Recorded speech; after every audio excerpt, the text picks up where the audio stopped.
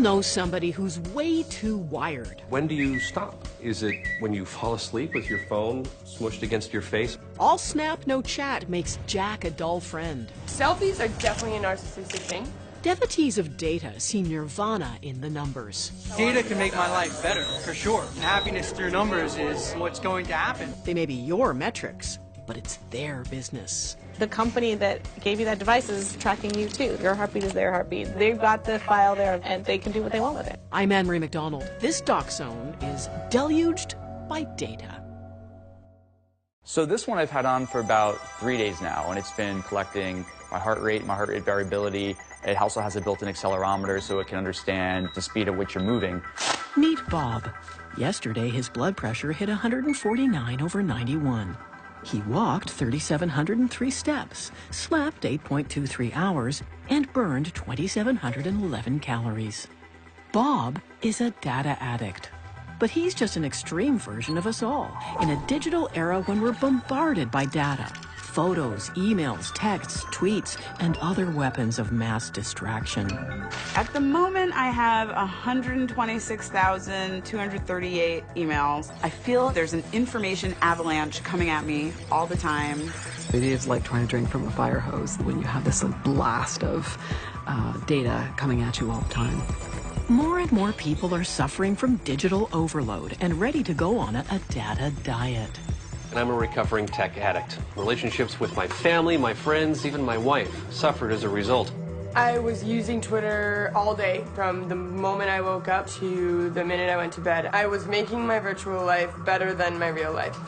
Many are asking a brave new question. What happens when you disconnect your devices and you reconnect with yourself and maybe connect with things that you didn't even know that you valued and loved? How far can the data revolution go before it transforms us?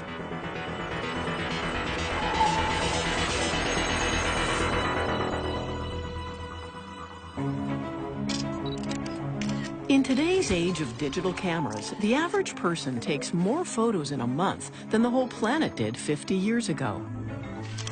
Visit any landmark and everyone is shooting, not looking. There were an estimated 6 trillion shots taken worldwide last year. Yet most of these aren't real photos, just virtual ones that never get printed. They'll get lost in people's phones or computers where they'll die a digital death and never be seen again. I will suggest that the more photos you have, the harder they are to find. Okay. No, but I got More and more people are hiring digital organizers like Dinah Makinson to search through their endless photos and find the ones they like. Phil is her latest client. It's really overwhelming. I mean, I've 11,000, 12,000 pictures on that computer, and every time I want to try to find a particular photo, it's just insurmountable. So when I met Dinah, it was something that I really needed. Many of Dinah's clients shoot anything, random events, moments between events, even moments between moments. Not too long ago, you used to go on a vacation, you'd come home with 36 photos, and now you come home with 1,000, and they just keep piling and piling up. It's so easy to just go click, click, click as the sun is going down. The thing is, you don't need 1,000 pictures of your vacation. I mean, I've had calls from people who have 30,000 photographs. That's a lot of photographs. Hi, I'm Nora Young. Do you play games on your phone or Facebook? Millions and millions of people do. Nora Young is the host of CBC's Spark, a show that covers digital life. She sees photomania everywhere.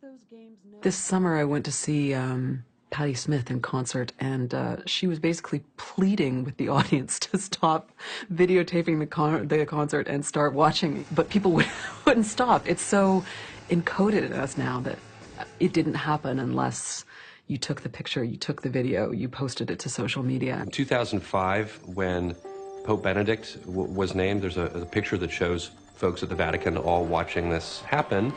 And in 2013, when Pope Francis is named, there's a picture and it shows just about everybody in the audience holding up some sort of a device, a tablet, a smartphone. And that is a pretty dramatic comparison of just 8 years ago. I wish that people could put them down a little more often. It can still be just as meaningful to you if you don't take 20 photos of it or post on every social media and kind of just be there. Don't tell that to the new selfie generation. Meet Torontonian Lolly Luck, a photo addict who loves to post her shots online. I take pictures from food, to landscapes, to my friends, to where I am. And then pictures of my face. I just like to take pictures of my face. I used to model. I just like to. I don't know. Selfies are definitely a narcissistic thing. I won't even deny it. Maybe it's just like a self-love thing. You want to show yourself off. You want to love yourself. You want to make this pretty photo of yourself and share it. We used to shoot pictures to immortalize special moments, but now any moment will do. Canadian-born New York tech expert Clive Thompson. People start taking pictures of things we would not have taken pictures of before. Like, here's a weird little street scene. Here's a picture of myself, a selfie. Here's a picture of a food. This food photography thing has become huge. You see them in restaurants sort of craning, trying to get the right angle on their dinner. And you're like, what are you doing? They're like, I really want to get a picture of this, right? When I take pictures of my food in restaurants, it's more so, look at where I am. Look at this cool restaurant I'm at. Number 2, look at my awesome food choice. Don't you wish you were eating it? Many New York restaurant owners are fed up with the food photo frenzy. Stephen Hall is a representative for 20 of New York's top restaurants. Cameras have changed the restaurant experience. It has created a wall between you and your experience of eating. So you get your food in front of your plate and somebody wants to take a picture of it and you're saying, well, can I eat my food? Can I eat it now? No, can you move it over there to the light? More and more restaurants are banning cameras. They're asking people not to take pictures of the food so that they don't disrupt other diners.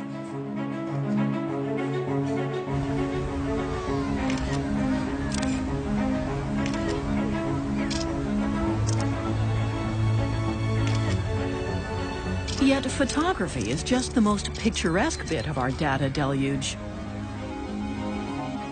That's the sound of another layer of data hoarding. Our texts, Twitters, emails, alarms, alerts, and other digital distractions that never seem to stop. Dodai Stewart is a magazine writer. She's also a confessed e-hoarder who announced it to the world on her blog.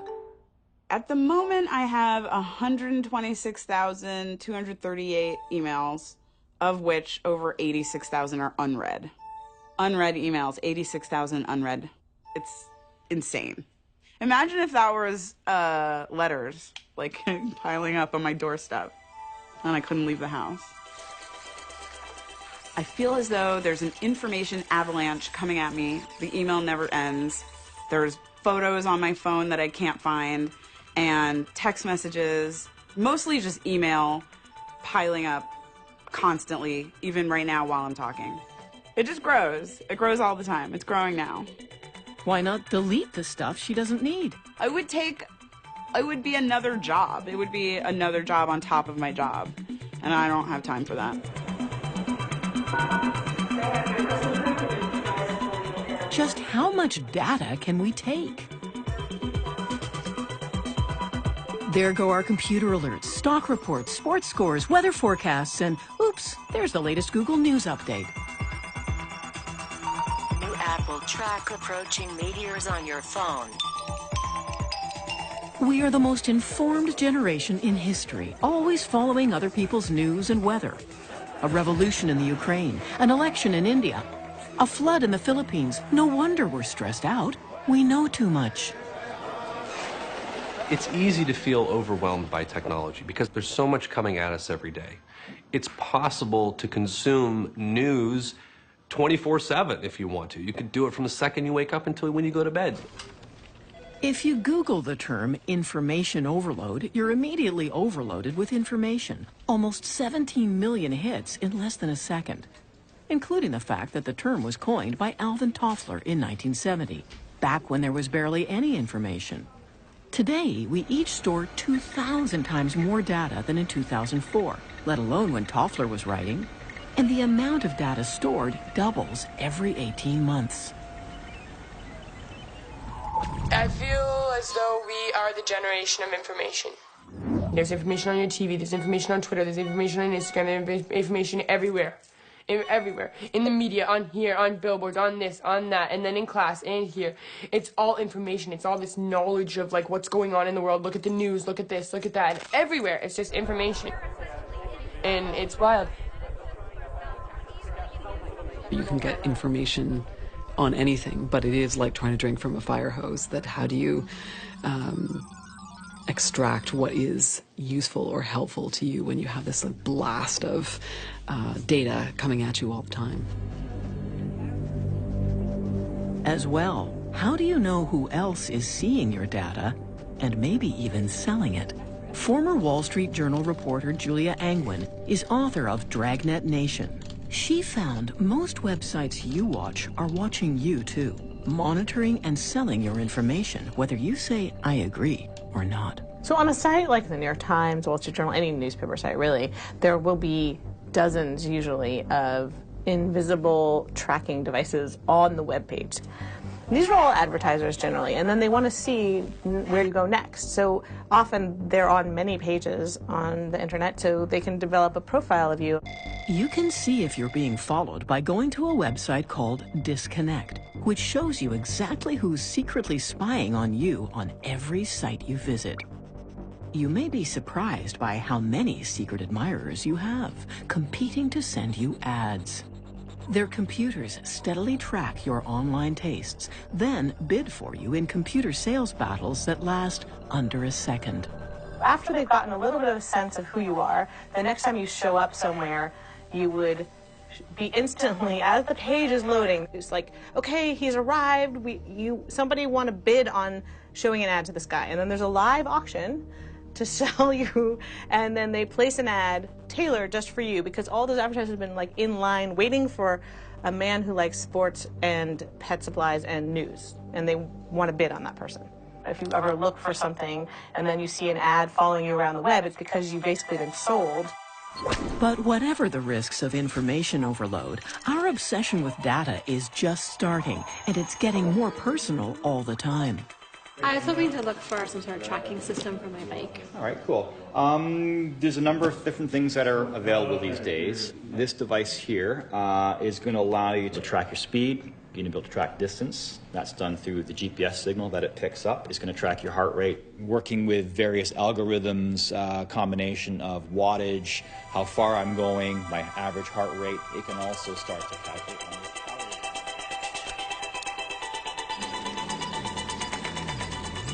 Cycling today is about lots more than pedaling till you're tired.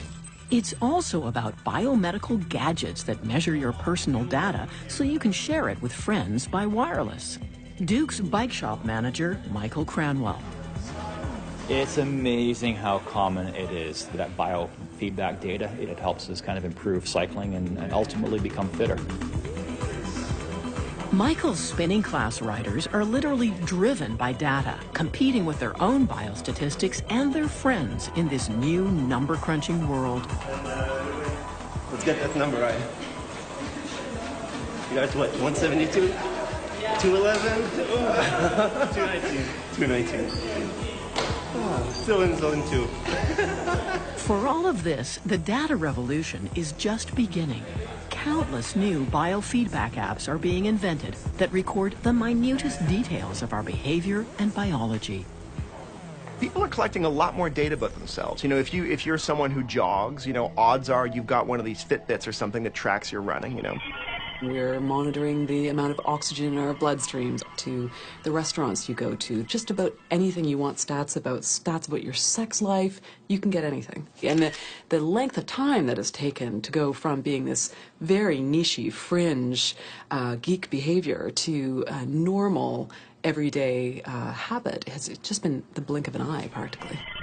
We're sort of drunk on numbers, I think. We like that objectivity that it seems to give us. So you have an aspirational identity. Your aspirational identity is like, I want to get a new job, I want to run faster or whatever. I want to eat 10 Twinkies in under a minute, and we want to like help you do any of those things. No one is more drunk on numbers than these people, the members of QS, the quantified self, an exploding new movement at the forefront of the data revolution. These are data addicts, also known as data sexuals, people obsessed and turned on by the allure of raw personal data. But does this record any noise you could make, or is it just movement, just motion? QS has chapters in every major city, where they meet together monthly in real-life gatherings to share their latest data devices, from mood trackers to baby bedtime monitors. It's universal sleep analyzer. The transmission is Bluetooth 4.0, so we need... The motto of QS is self-knowledge through numbers, and that knowledge is way more than skin deep. I'm Stephen Dean. I've tracked how many calories I burn. I've tracked what I've eaten. I've tracked protein, carbohydrate, and fat intake.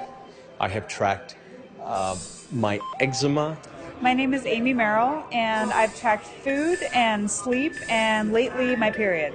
I've actually started the very first New York Quantified Self Female meetup. We call it QSXX.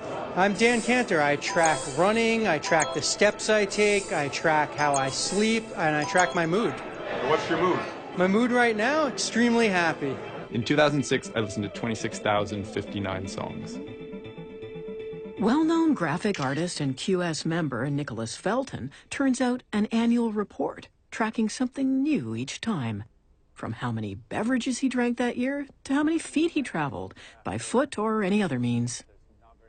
One of the things I kept track of was all the meats that I ate. And so here I've created a taxonomy. It's my own organizational principle for how those meats tallied up between legs, wings, fins, shells, and no shells. And here you can basically see a bar graph of those different creatures, with fins being the most popular.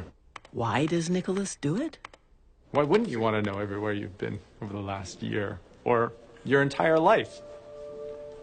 I think it's fascinating. After the break, we have always dreamed of finding the secret formula to happiness.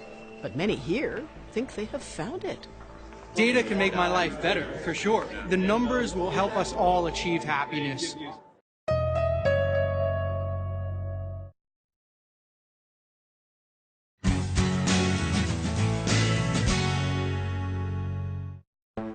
And we find that when you use tools to quantify and then you combine this understanding with a subjective experience, you can... The quantified self movement has tens of thousands of members in Canada and the US, including many geniuses and eccentrics. Again, all this stuff, it looks really complicated, but it's just... This growing army of data addicts thinks data tracking will transform our lives and bring us salvation through information. So I just like this one because it shows kind of the ebb and flow of each activity type. Many believe that by measuring our eating, sleeping, exercise, and other personal data patterns, then comparing them with our moods, we can calculate exactly what combinations work best to make us feel good. So eventually, we can find the personal formula for happiness.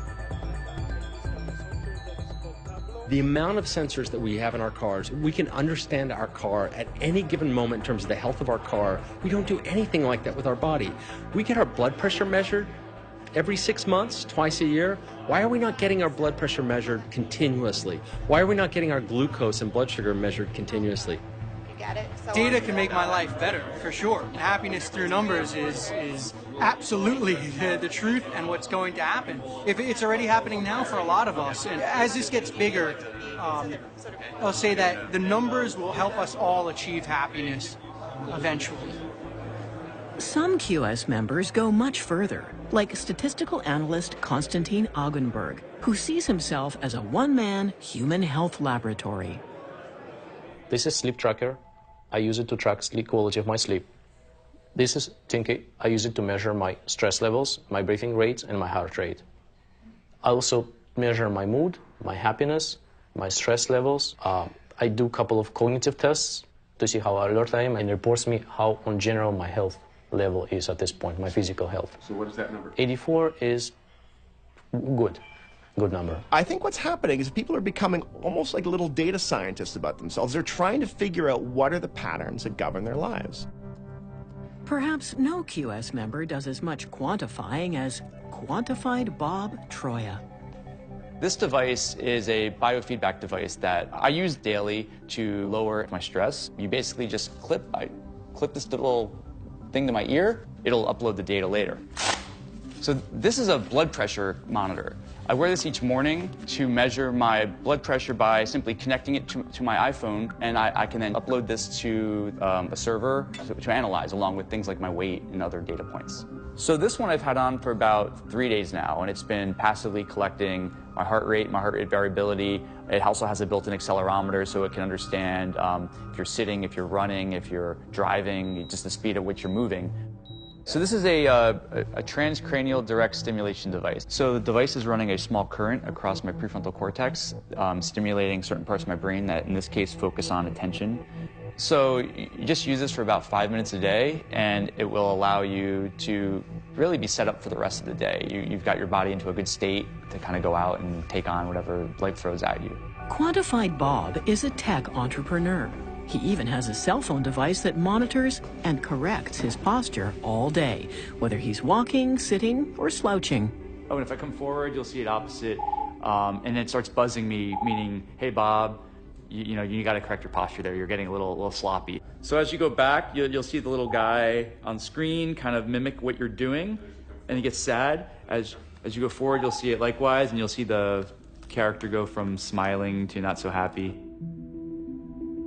The idea is to collect as much data about myself and my life as possible. For example, I tend to be more happy on Wednesdays and Saturdays, and I'm trying to figure out why. I tend to be least happy on Tuesdays, so my research studies is to find out what the reasons are. I'm using my data to understand, analyze, and optimize all aspects of my life. I want to be an optimal human being. I mean, that's kind of a cocky thing to say, but it just means like I'm striving to be the best person I can be. And not about me and my health. It could be things like, how do you measure friendship? How do you become a better person?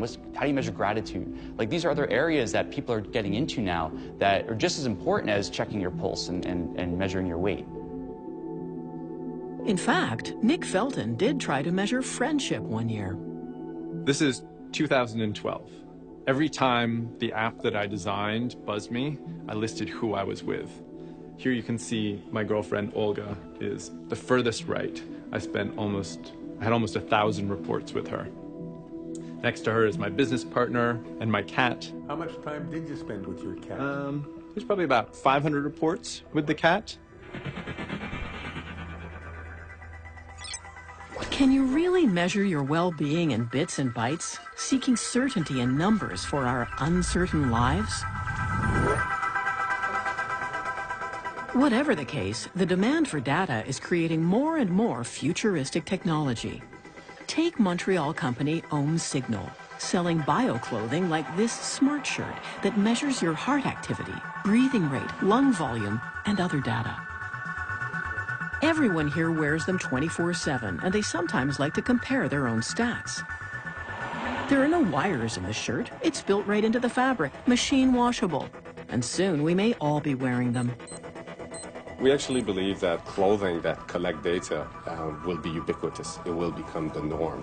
You'll go to the store to buy a shirt or to buy underwear. You could see bras, you could see socks, and you will expect it to be a piece of garment that collects data on you. I think the sort of data tracking clothing is going to become a huge thing because you have boomers getting older. They're going to want shoes that automatically track every step. They're going to want shirts that track their heart rate automatically. They're going to want, mobile phones that when you pick it up, record their skin galvans and report their mood. I absolutely think it's going to become a common thing. But again, privacy experts ask, who else is secretly sharing all this health data? Many companies like Google and Facebook own and sell your personal data, even your photos. Will they own your medical data too? Whenever you track yourself, the company that gave you that device they're tracking you too. That their heartbeat is your heartbeat is their heartbeat. They've got the file there of your sweat, and so they can do what they want with it. Worse, your personal health data could be sold and used against you without your consent. Medical data is a particularly sensitive category of data because you might not want your employer, for instance, to know about some medical condition because these days your employment and health benefits are tied together, at least in the United States, and so that can be harmful. Also, you might not want your insurance company to know that you're just researching or you're concerned about diabetes. We don't actually have it, but they would love to charge you higher premiums if they could just say, oh yeah, you definitely have this condition or that condition. And so there's a disincentive to find out information about your own health if you think it's going to be used against you. And right now, it can very well be. We're in not just an information deluge, but we're actually in an information war. This is a #1 priority, is getting the data genie back in the bottle in terms of who owns the data, especially when you start thinking about the intimate level of data that you're capturing. And people are capturing all kinds of information about their health. Is that something that you want an insurance company to have? Is that something you want your employer to have? Let's say you're keeping track of your sex life on something like spreadsheets. Is that something that you want shared widely? Is that something that you want, your next sexual partner to have access to? Maybe you do. Today's data tracking issues may soon seem quaint as the digital revolution crosses eerie new boundaries. Question for me would be, in 5 years, are we going to be having this conversation about things that live underneath your skin, for instance? Which I'm not sure that we're that far away from chipping ourselves. I mean, we already chip our pets, I don't know. I don't think it's that much of a leap from wearables to implantables. Many say we are close to creating the first cyborgs, humans with robotic implants that let us channel data that's constantly available. After the break, are we all heading for our own personal data crisis? There was definitely a digital divide that opened up between us. Not the Grand Canyon, but we didn't do something about it. It was going to have serious consequences for us.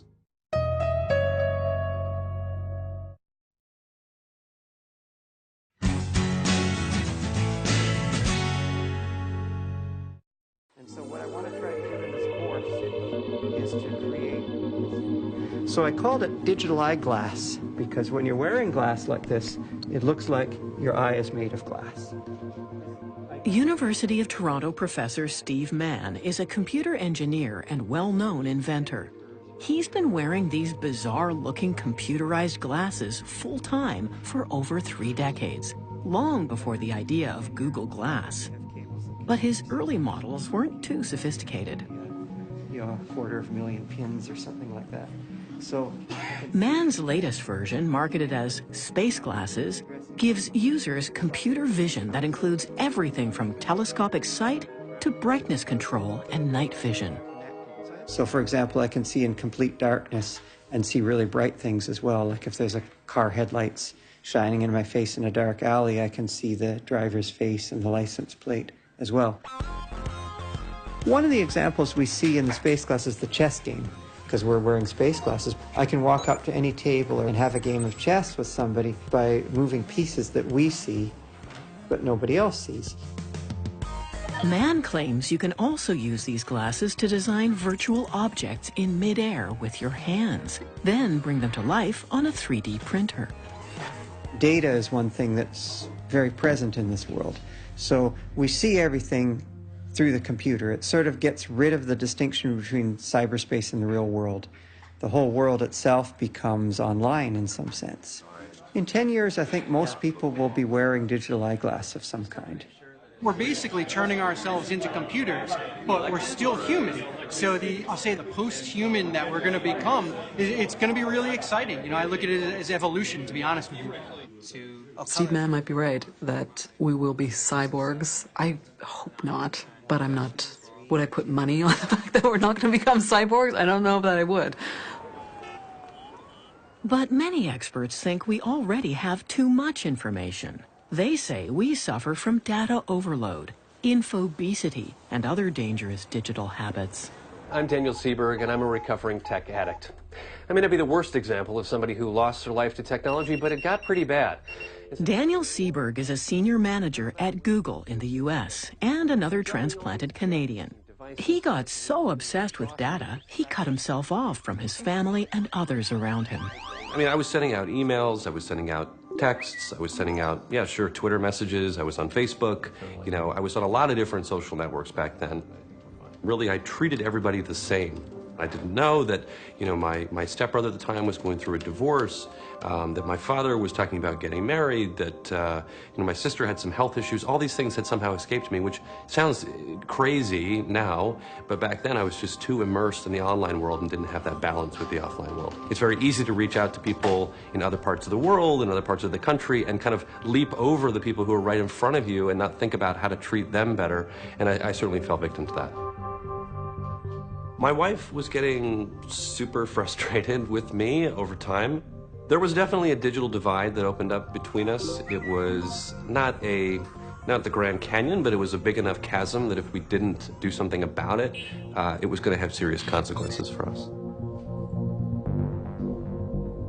I started to give him a little bit of a nickname. I started to call him Glowworm, because at night we'd be in bed and all of a sudden I'd be aware of this beaming light illuminating his face. Shannon felt Daniel's data obsession was taking over a growing part of their lives. I just got aggravated with him. We'd be out for dinner with, say, my dad or some friends, and he would just whip out the BlackBerry and just completely shut himself off from the rest of the conversation. And it just made my, my stomach churn, and yeah, we would fight about it. Lolly Luck was hooked on Twitter for over a year and spent so much time tuned into her messaging, she tuned out of real life. I was using Twitter all day, throughout my entire day, definitely. From the moment I woke up, I would open Twitter to the minute I went to bed. And then one day I just realized, I don't know any of these people. I don't know who they are. And I'm dedicating a huge amount of my time daily into their lives, into like feeding them and entertaining them, and I don't even know them. And I'd be scrolling through my feed, reading silly tweets about what their math professor just said or what they just saw on the bus. And it's like, I don't even know you. Why do I care about what you just saw on the bus? Lolly quit Twitter and has never gone on it again, like a drug she's scared to touch. I was making my virtual life better than my real life, definitely. My virtual life mattered a lot more than my real life at that time because I was constantly saving my thoughts for Twitter instead of speaking about them. I would hang out with a friend after I deleted my Twitter, and it was so different. I was getting so much more out of my hanging out with my friends. I wasn't spending all my time on my phone. I was connected with them. Seberg took an 8-month electronic break, what he calls a digital Sabbath, and weaned himself off his information addiction. Then he wrote a book called The Digital Diet. So the digital diet is all about consuming technology in a healthy way, much like you would think of with food. How does it affect our body? What's our caloric intake? Same goes for data. You can probably binge on data and think, gosh, what did I get out of that? Or you can kind of think, all right, what's the best way to read my email at certain times of the day? We need to find a way to ingest this in a way that's not harmful to ourselves, so that it doesn't feel like you're just overwhelmed all the time with everything that's coming into you. Seberg believes it's crucial to set boundaries for how much data we use and when. What time of day are you officially in the interwebs and you're connected and you're responding to emails and everything else? Is that when you wake up in the morning? Is that after your first cup of coffee? Is it when you get to work? Is it on the train? Is it in the car? And at the end of the day, when do you stop? Is it after dinner? Is it at 9 o'clock? Is it when you're watching television? Is it when you fall asleep with your phone smushed against your face on the pillow? Seberg's not the only one seeking new remedies for data overload. Others are pushing the boundaries far further in surprising places. Silicon Valley, California, tech capital of the world. It's also where young techies burn out faster than anywhere and sometimes need a digital detox. Welcome to Camp Grounded, a summer camp where adults put away their tech toys to reconnect with real life. It starts with digital decontamination. camp co-founder Levi Felix. They enter the tech check, where they come in, we have people wearing hazmat suits, and they turn in their cell phones and their Fitbits, or we're relieving them of their toxic technologies. And then we put them in a brown paper bag. For 4 days, we then lock it up, and no one has a watch, no one has a digital camera, and no one has a screen.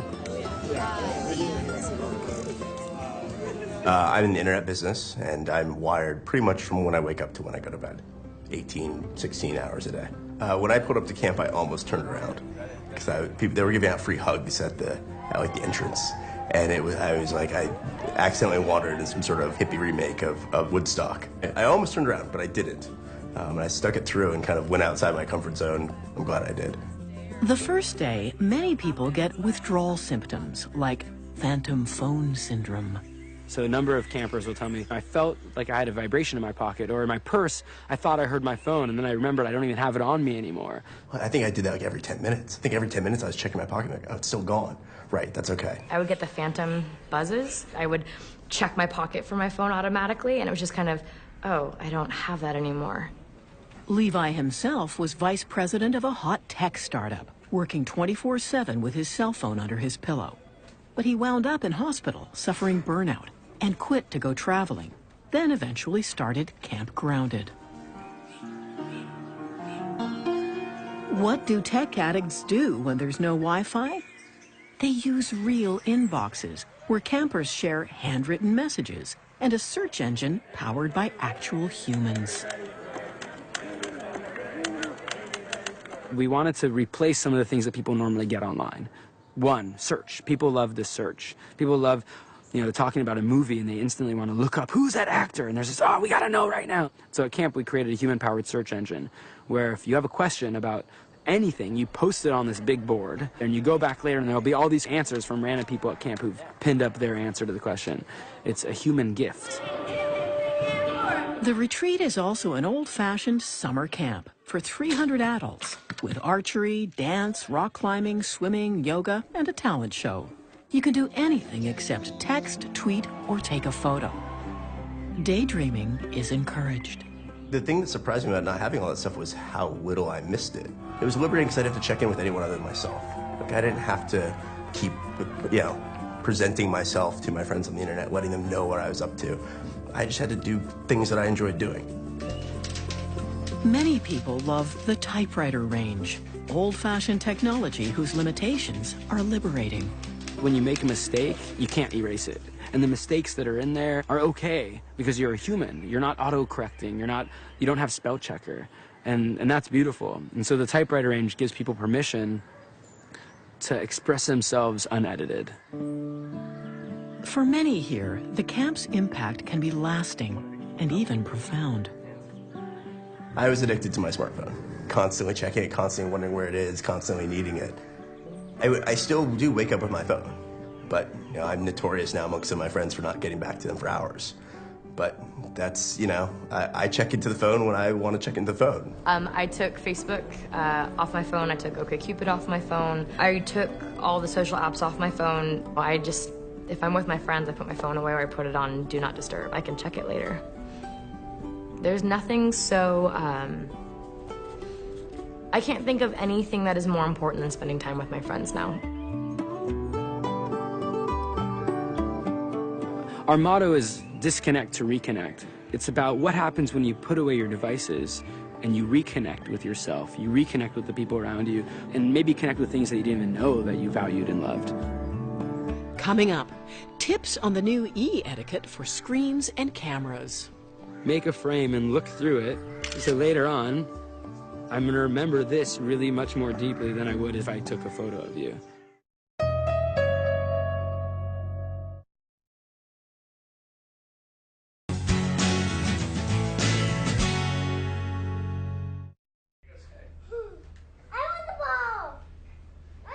Many influential tech lovers are rethinking their relationship with data. They're trying to find space for real friends and real moments. we're developing a new set of guidelines when it comes to using our technology, that it's not okay to just pull out your phone in the middle of a conversation, that it's not okay to sort of, you know, just be online on social media but never pay attention to your friends in real life. Is it okay to look at a screen together when you're out for dinner? We're starting to see people say things like, no, cell phones go on the table when we're out for dinner, no one can touch them. Or, you know, you're not welcome to bring cameras into this party. There's even a popular new game in New York called phone stacking, where people stack all their phones on the table, and the first to answer pays everyone's bill. Look at you. It's going to be expensive. Yeah, right. Okay, sorry. Really expensive.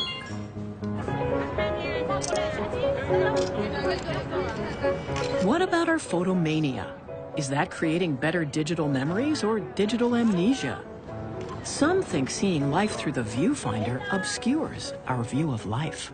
Let's take your child's play, and you're looking at it through the lens of your camera. You're not seeing the big picture, you're only seeing what you're looking at through the lens, which is kind of sad, because if you watch it like that, you're not there in the moment, are you?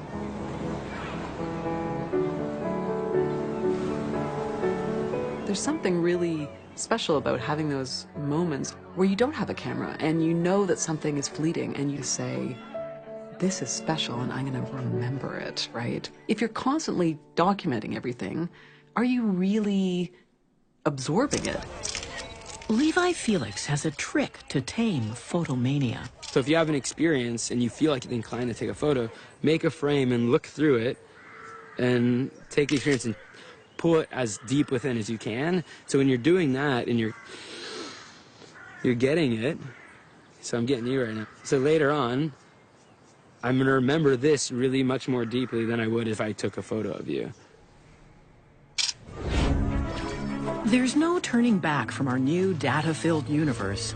But to get the most out of it, we may sometimes have to unplug.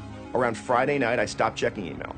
And I don't really check it again until maybe late Sunday night or Monday morning. And so I get all the joys and strengths and serendipity that come from being very connected, but I also get those joys that come from the very slow-paced, I'm going to read a book for 3 hours, I'm just going to have a conversation for 2 hours, from that type of thinking.